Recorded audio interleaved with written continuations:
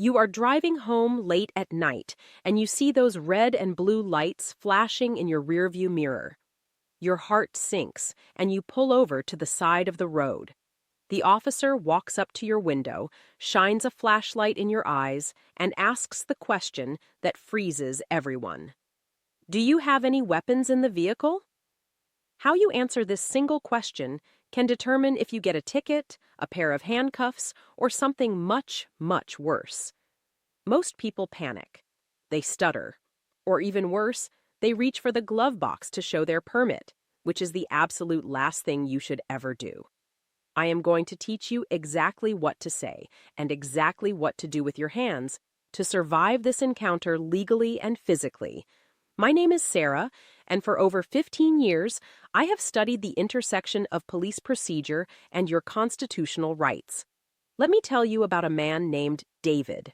David was a responsible guy, a father of two, and a licensed concealed carry holder. He was driving through Ohio on his way to visit family. He wasn't speeding, but he had a taillight out, so a state trooper pulled him over. David knew he had his pistol in the center console, and he knew he had a permit, but David made a critical mistake.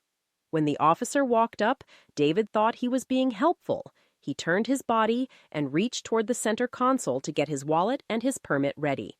The officer saw that movement, that dip of the shoulder. In police training, that is called a furtive movement. It looks exactly like someone reaching for a gun. The officer yelled, "Show me your hands," and drew his service weapon. David froze, terrified, with his hands halfway to the console. Luckily, David didn't get shot that night, but he was dragged out of the car, handcuffed, and faced a terrifying interrogation on the side of the road. All because he tried to do the right thing in the wrong way. So, let's break down the law, because there is a massive trap waiting for you depending on which state you are in. It is called the duty to inform. In the United States, we have a patchwork of laws. Some states, like Texas, Ohio, and Michigan, are what we call duty to inform states. This means the moment an officer stops you, you are legally required to tell them immediately that you are carrying a firearm. If you wait for them to ask, you have already broken the law. In Texas, for example, you must hand over your handgun license along with your driver's license. If you don't, you can actually face criminal penalties. But then you have other states, like Florida or New York. In those states, you generally do not have to volunteer that information unless the officer specifically asks you. So step 1 is knowing your local law. But regardless of the state, the moment that officer asks, "Do you have any weapons?" the game changes. If you lie and say no, you are committing a crime. That is providing false information to a law enforcement officer. And if they have probable cause to search your car later and they find that gun, you have just turned a traffic ticket into a criminal record. So, what is the perfect answer? I want you to memorize this script because it prioritizes your safety above everything else. Before you even say a word, you need to set the stage physically. The moment you pull over, turn off your engine, turn on your interior dome light so the inside of your car is bright. Roll down your window all the way, and then place both of your hands on the steering wheel at the 10 and 2 position. Do not take them off. Do not reach for your insurance. Do not reach for your phone. Just keep them visible. When the officer asks, "Do you have any weapons?" here is your reply. If you are a legal gun owner, you say this calmly. "Officer, I have a concealed carry permit, and I am carrying my firearm on my right hip." Or, "Officer, I have a permit, and the firearm is in the glove box." Then, and this is the most important part, you immediately follow up with a question of your own. How would you like me to proceed? This puts the ball in the officer's court. You are showing them that you are compliant, you are transparent, and you are asking for their permission to move. They might say, "Okay, just keep your hands on the wheel and don't touch it." Or they might say, "Where is it exactly?" By asking, "How would you like me to proceed?" you are de-escalating the situation instantly. Now, what if you do not have a weapon? This seems simple, but people mess it up. They say things like, "I don't think so," or "not that I know of." Never be vague with the police. If you have no weapons, the answer is a crisp, clear, no, officer. Now, let's talk about the tricky scenario. What if you have something in the car that you maybe shouldn't have, or you just don't want to answer? You have a Fifth Amendment right to remain silent. However, asserting that right when asked about weapons is very delicate. If an officer asks, "Do you have a gun?" and you say, "I refuse to answer," their alarm bells will go off. They will likely order you out of the car, citing officer safety under the Supreme Court case, Pennsylvania versus Mimms. They can legally order you out of the vehicle. And under Terry v. Ohio, if they have a reasonable suspicion that you are armed and dangerous, they can pat you down. Refusing to answer the weapon question often creates that reasonable suspicion in the officer's mind, even if you are technically within your rights. So, for the average person who just wants to go home safely, honesty about legal items is usually the safest path. But never, ever consent to a search. This is the trap that comes after the weapons question. The officer might say, "Okay, you don't have any weapons? Do you mind if I just take a quick look to be sure?" This is a trick. They are asking you to waive your Fourth Amendment rights. If you say yes, they can tear your car apart.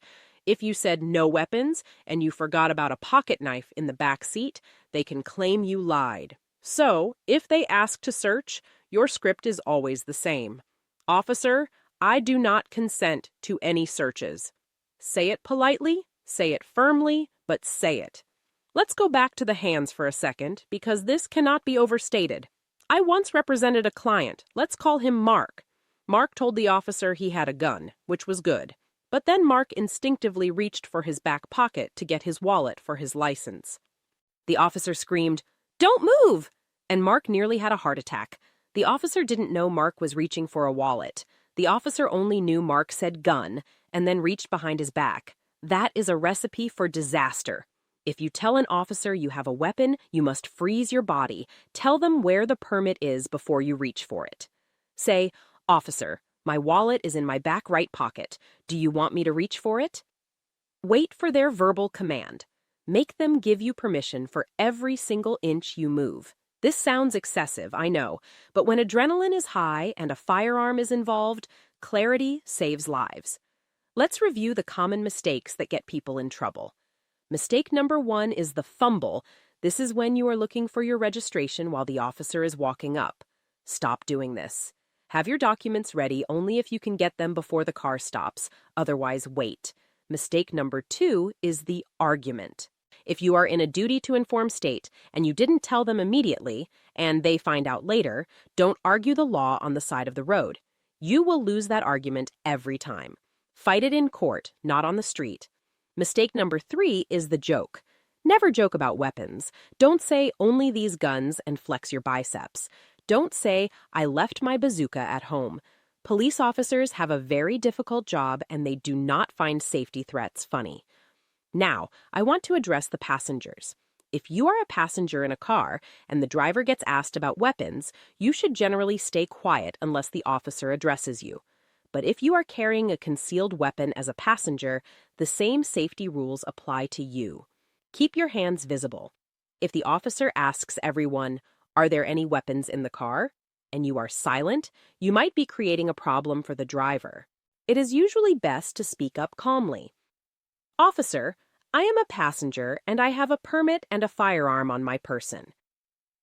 This avoids the surprise if they ask everyone to step out. There is a legal concept called constructive possession. If a gun is found under the passenger seat, the police can often charge both the driver and the passenger if nobody claims it.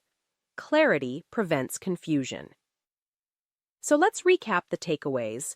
I want you to remember these 3 golden rules. Rule 1. Hands on the wheel, 10 and 2, interior light on. Rule 2. Know if your state requires you to speak first. If yes, say, "Officer, I have a permit and I am carrying." Rule 3. If asked, answer truthfully about legal weapons and immediately ask, "How do you want me to proceed?" It is not about being weak. It is about being smart. It is about controlling the tempo of the interaction so you can go home to your family. Don't let a simple traffic stop turn into a tragedy because of a misunderstanding. Prepare your script now so you don't freeze later.